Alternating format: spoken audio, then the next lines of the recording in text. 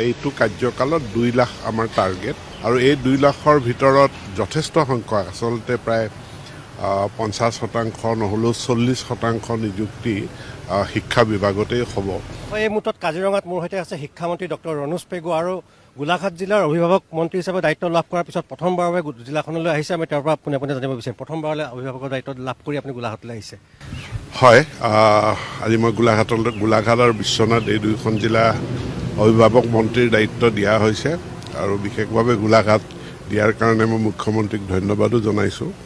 আৰু আজি মই প্ৰথম গোলাঘাটলৈ আহিছোঁ। আজি জিলা প্ৰশাসনৰ বা বিষয়াসকলৰ লগত চাহ চিনাকি হৈ আৰু প্ৰাৰম্ভিক এক সভা অনুষ্ঠিত কৰিম আৰু কাইলৈ মই বিশ্বনাথ চাৰিআলিলৈ যাম। শিক্ষা বিভাগত বহুত পদ খালী হৈছে বুলি ওলাইছে, কেনেদৰে ভাল খবৰটো দিব? কি পৰ্যায়ত নিযুক্তি হ'ব? মানে মুখ্যমন্ত্ৰীয়ে ঘোষণা কৰিছে যে এইটো কাৰ্যকালত 2 লাখ আমাৰ টাৰ্গেট। তেখেতে 2 লাখ নিযুক্তি দিম বুলি লক্ষ্য স্থিৰ কৰিছে আৰু এই 2 লাখৰ ভিতৰত যথেষ্ট সংখ্যক আচলতে প্ৰায় 50% নহ'লেও 40% নিযুক্তি শিক্ষা বিভাগতেই হ'ব আৰু গতিকে এইটো এটা ভাল সংবাদ। যিসকলে শিক্ষকতাৰ কাৰণে নিজকে প্ৰস্তুত কৰিছে, DLED, BEd পাছ কৰিছে, যিসকলে টেট পৰীক্ষাত দি উত্তীৰ্ণ হৈ আছে, তেওঁলোকৰ কাৰণে ভাল খবৰ। আৰু এটা খুব চৰ্চা হৈছে স্কুলৰ ছাত্ৰ ছাত্ৰীৰ বাবে যে স্কুল বেগটো গধুৰ ক্ষেত্ৰত, সেইটো কেনে নিয়ম আহিব নেকি কিবা?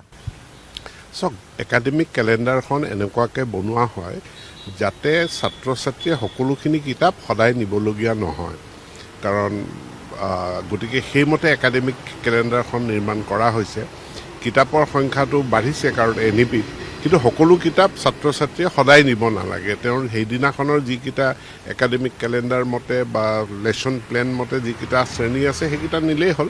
গতিকে সেইটো যিটো পাৰ্মিচিবল ৱেইট লিমিট আছে তাৰ ভিতৰতে থাকে। এটা ভাল খবৰ যে বাগিচাসমূহৰ কাৰণে ছাত্ৰ ছাত্ৰীৰ কাৰণে বাহন দিয়া হৈছে। হয়, মানে আমাৰ দূৰৱৰ্তী অঞ্চলত যাতায়াতৰ যথেষ্ট সমস্যা আছে আৰু সেই সমস্যা অনুধাৱন কৰিয়ে আমি পৰীক্ষামূলকভাৱে অসমৰ 11খন জিলাৰ চাহ বাগিচা অঞ্চলত, য'ত তেওঁলোকে বাগানখন বহুত ডাঙৰ বাগান, এইটো মূৰৰ পৰা সিটো মূৰলৈ যাব লাগে বিদ্যালয়ৰ কাৰণে, বহুতে বাগানৰ বাহিৰৰ অঞ্চললৈ যাব লাগে।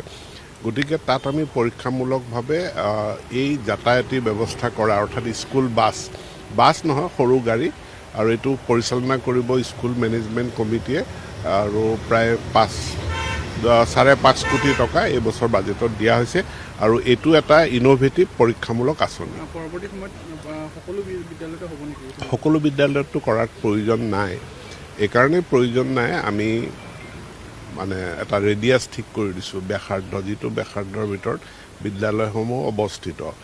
5 কিলোমিটাৰ ব্যাসাৰ্ধৰ ভিতৰত এখন হাইস্কুল থাকিব লাগে। অৰ্থাৎ এভাৰেজ 2.5 কিলোমিটাৰ, খুব বেছি দূৰ হ'লে 2.5 কিলোমিটাৰ বা 3 কিলোমিটাৰ দূৰ হ'ব কোনো ছাত্ৰ ছাত্ৰীৰ কাৰণে।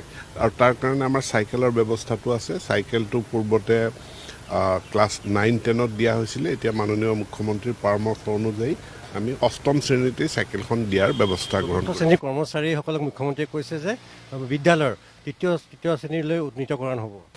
সেইটো আগতে কোনো 4th গ্ৰেড ষ্টাফৰ প্ৰমোচনৰ কোনো ব্যৱস্থা নাছিলে। এতিয়া সেইটো ছাৰ্ভিচ ৰুলখন সংশোধন কৰি প্ৰমোচনৰো ব্যৱস্থা কৰা হৈছে, কিন্তু তাত তেওঁলোকৰ মিনিমাম যি কোৱালিফিকেশ্যন, সেই কোৱালিফিকেশ্যনটো থাকিব লাগিব।